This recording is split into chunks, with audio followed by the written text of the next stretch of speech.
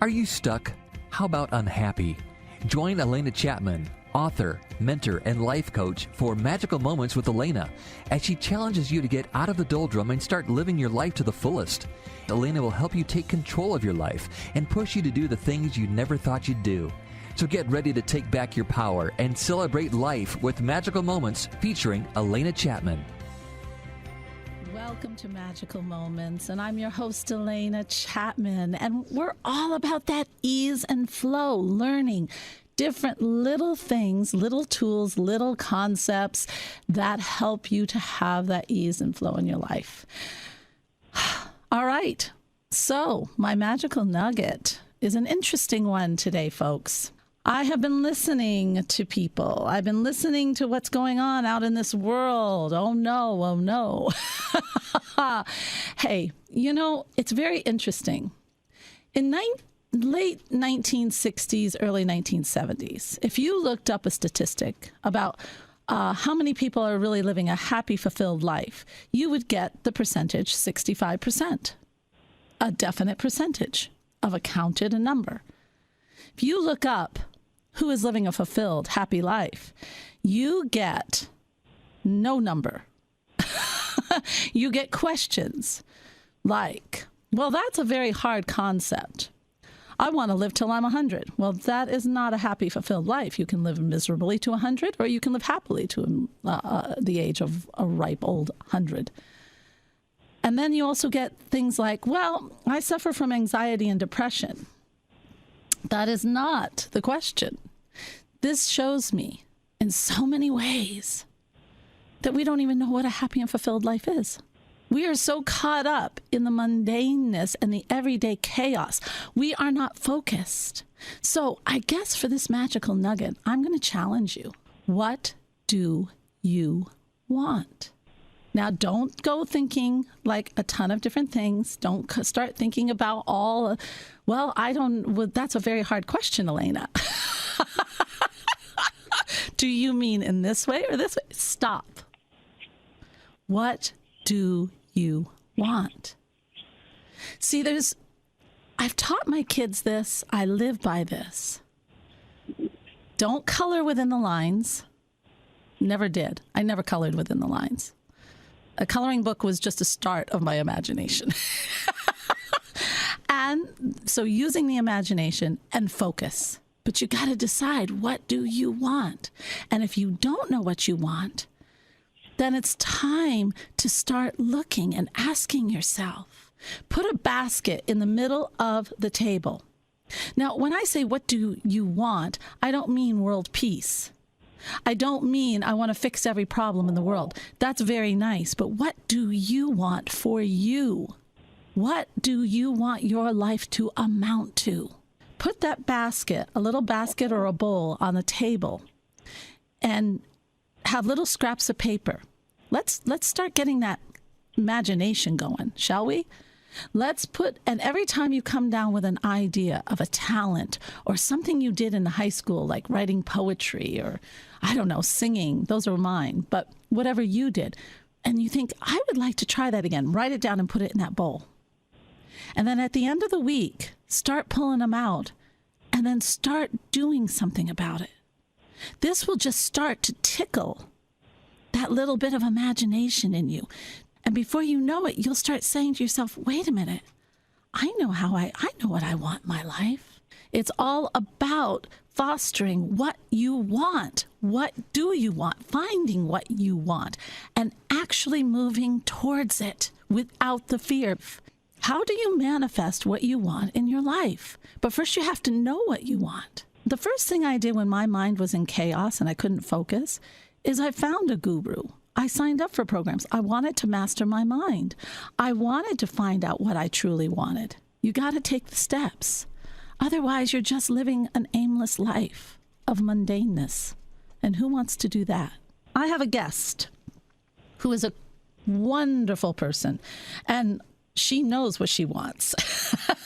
Jen Duplessis. She's an American lifestyle business master.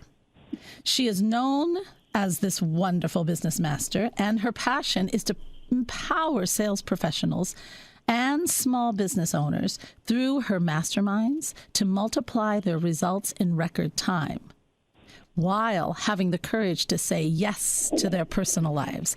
Yes, isn't that something? We entrepreneurs can get lost in our business. She is the CEO and founder of Kinetic Spark Consulting, LLC, and cracking the top producer code coaching. She is from Northern Virginia and attended Colorado State University, where she studied architectural design and construction engineer. How incredible. I love this little thing right here that is so very wonderful. She has been married to her high school sweetheart for 38 years and has 2 children and 3 grandchildren. Oh my gosh. Just on the sideline, she is also a #1 best-selling author, host of 2 top podcasts, and a TV show host. With that, I'd like to bring Jen on. Hello, Jen. Hi there. How are you this morning? I am doing fabulous. How are you? Good. And I'm so happy to be here today. And I loved your magical moment in the beginning. My right little nugget. Yeah. Yeah, right up my alley. Yeah, of course it is. Of course it is. So, right now in this wonderful state we're all in, what do you think we need to do? I know you teach people how to really, really master their minds and their wants, and they can just start to multiply their results, but even finding the results. But once they find their results, it's always, okay, I've got this idea. I've got this I want to build this business. And in this market, it's such a weird time anyway, but how do I get my voice out there? How do I get my business to grow? How do I even get started? Do you have anything with that? Yeah, I mean, that's a very loaded question, first of all. There's so many ways I could go. So get a license, figure out a name, right? I could do those things. Yeah. No, we don't need that. Yeah. Right. No. I think that there's a couple things that came to mind as you were asking that question. That I can address. I believe the first thing is this, just as you had said a few moments ago, you have to really figure out what you want. I say this probably 50 times a day. What do you want? I don't know what you want. You don't know what you want. You have to know what you want in order to be able to move forward in anything that you do. And for me, that starts with inspiration. And I think that there's a big difference. A lot of people come up to me and say, are you a motivational speaker? And I say, no, I'm not. I'm not a motivational speaker. Yeah. I'm an inspirational speaker. And for me, there's a couple of differences in that. With motivation, it's exterior. It's outside. People need and feel that they have to get motivated by something else. Yes. My husband gets motivated by me saying, hey, it's time to start mowing the lawn. Right? An exterior factor. I'm sure he loves that. I'm getting motivated. Yeah, I'm getting motivated. But motivated is also a cycle. You need to get motivated, so you sign up for, some conference or some class, you're going to work on your weight or your health. And then you get excited about it. You leave with all good intention, but the law of diminishing return happens if you don't take action within 24 hours. The likelihood is you won't take action at all. Yes. And then that puts you back into the cycle of just feeling deflated and defeated. So I got to get motivated again. So I'll go to another thing. And so this becomes this vicious circle, and it's temporary, and it's exterior. Inspiration, on the other hand, is an inside job. It is what pulls you, not what someone else is pushing you, but rather what pulls you. It's the thing that when you wake up in the morning, you're so excited because there's someone out there that you're going to change and make an impact on, or there's something that you're going to do today because you have this inspiration. Inspiration is vision. It's absolute vision. And when we think of Oprah and Mother Teresa and big influencers like that, people follow inspirational people. They don't follow motivating people because that's just temporary. Yeah. So that's where I think it begins, is this idea that you're talking about, whatever idea you're coming up with for your business, has to inspire you to get up every single day, and it has to have a long-term vision, not a short-term win. It's so funny because inspiration is tapping in. Look at Elon Musk. I mean, and he beat all the odds. When that man started the electric car, He was put down over and over and over again. Oh, you got to wait for the cars. Oh my gosh, well, they've got this problem and this problem. And I mean, it was challenge after challenge. But because he was inspired, he knew what he wanted. And he knew inside he could do it, and it was going to happen, period. And he tapped into his imagination. He fixed the challenges. Look at what's happening. Everywhere I go, I see a Tesla. Yeah. Look at what's happening. Wynn did that too. You know, he started as a valet, parking cars in the garage. Oh my gosh! Yeah. You know, and now he has the Wynn and all those.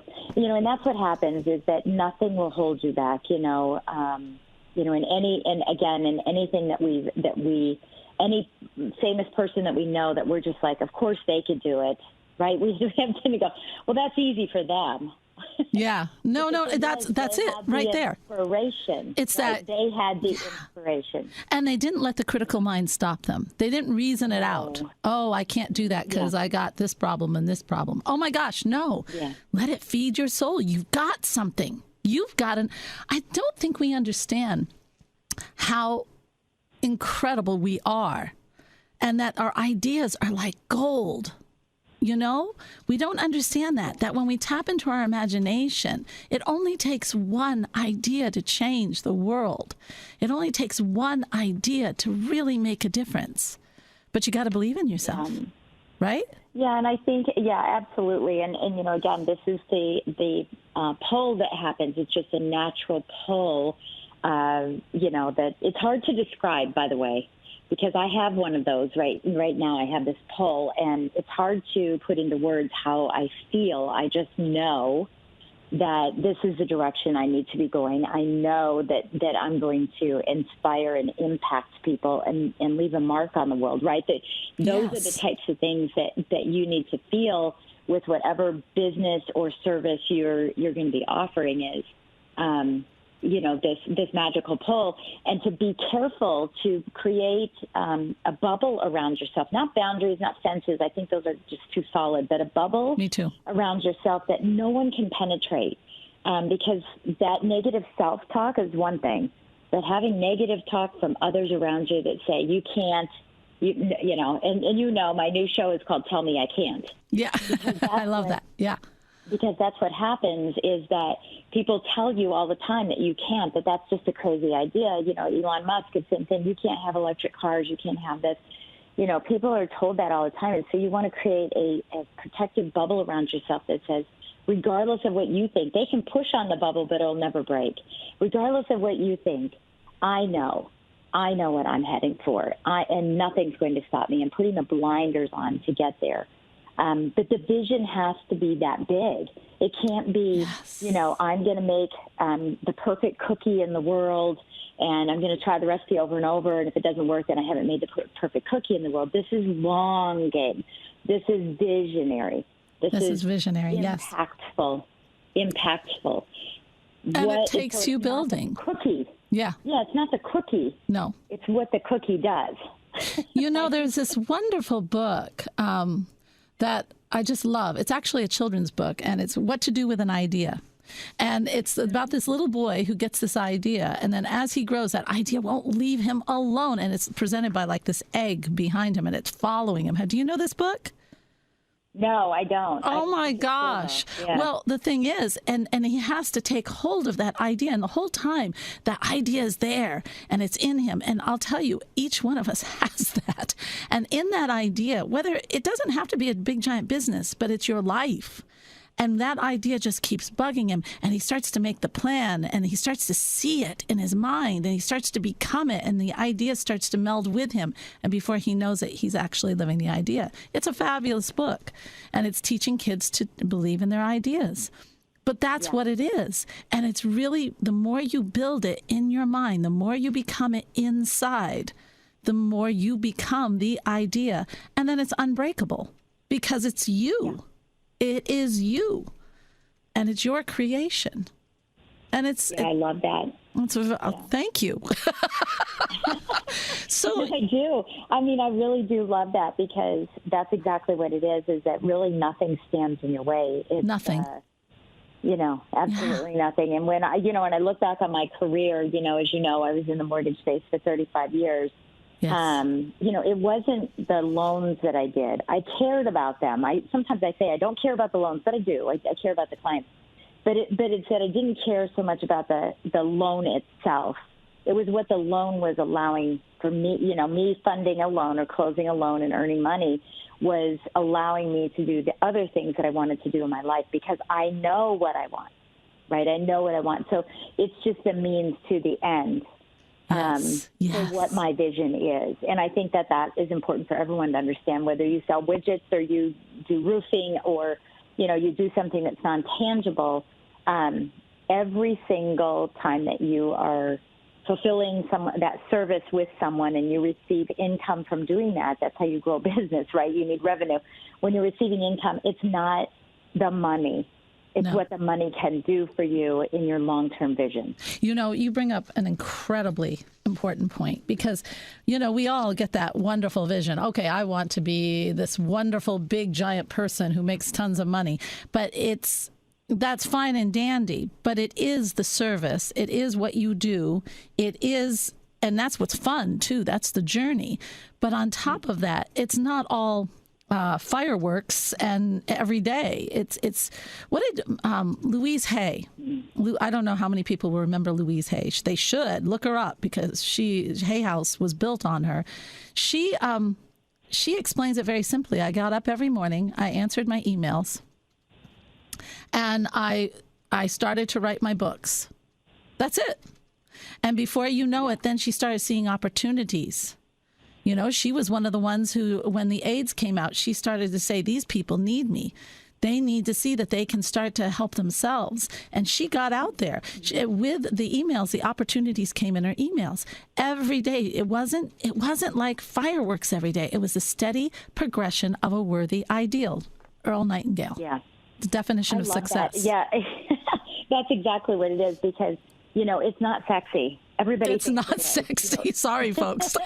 It's not. Yeah. It's work. It's work. But the difference is, are your activities working to work and have those long hours and that chaos and that overwhelm? Or is every day your work moving towards winning? And so I share this with my clients a lot. Are you working or are you winning? Are those activities making you just do more work, like eating soup with a fork? Yes. Every day you're exhausted. Yeah. You're not getting anywhere, or are you winning every day? Are you making sure that every action that you take is a win, not work? That's where the inspiration comes into. It feeds the inspiration. If every day you feel like, feels good. Oh my gosh, I've moved forward. Yesterday I wrote a program for my retreat that I'm doing down in Sedona. It's about it's a power connection. It's getting that connection so powerful, it's unbreakable. Anyway, and this is not a plug, but this is what it is. I wrote all day, and you think, oh my gosh, that sounds so drudgery. No! Oh my gosh, I was living my dream all day, finessing it, just kind of moving things around, making it better and better. By the end of the day, I was tired, but I felt this incredible feeling of satisfaction. And you know what? That is so different. It's not drained. It is enlivening. It's like a fire in you. And that's what living is. You can't wait for it to happen. And can't wait. It's probably not for another couple of weeks. I've got quite a few months. It's not until May. Yeah. And so I certainly understand that. I did the same thing. I had a retreat last weekend, and about a month and a half ago, I was on a plane, a long flight, nonstop from D.C. to San Diego, and oh wow! I wrote the whole way. And my husband was sitting next to me on the plane, and he's like, "Are you ever going to talk to me?" And I go, "Just listen to your music, watch your TV, whatever." I'm working on my retreat, and afterwards I was so excited. I was like, "Why? Why is this thing not for a couple more weeks? Because a few more months?" Because I was ready to go. So inspired. But the good thing was I was able to continue to be inspired and continue to add beautiful parts to it because I already had the basis there. And again, so many people are just in the moment, of inspiration, of motivation, in that moment. And it's a lifelong journey. Oh, it is living. It's living. To feel that aliveness, that's the difference. I think people don't understand that. And that's why when I looked up, I looked up living a happy and fulfilled life, okay? And what I'm getting is all this reasoning why it can't be. And they're lost in this very deep, mundane problem, tiny, why I can't thing. That is new. Jen, I'm always looking up statistics. I have never seen that before. It's not there. That's new. That's crazy.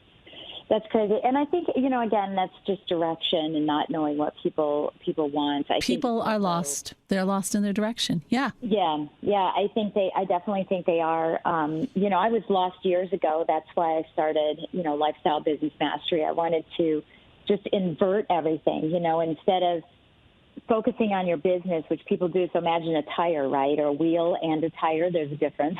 So you have a wheel and it's strong and it's steel.